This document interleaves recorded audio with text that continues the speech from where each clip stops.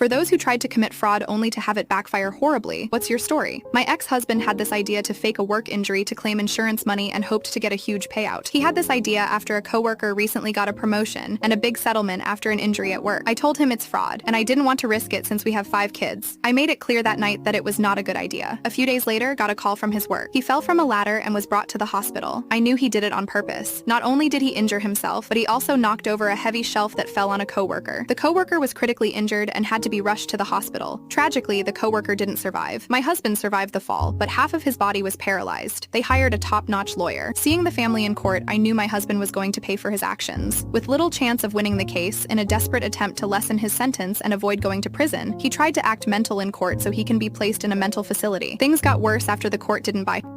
Court saw through his lies, and he was sentenced to prison for fraud and manslaughter. What's heartbreaking is that the coworker's pregnant wife is now all alone.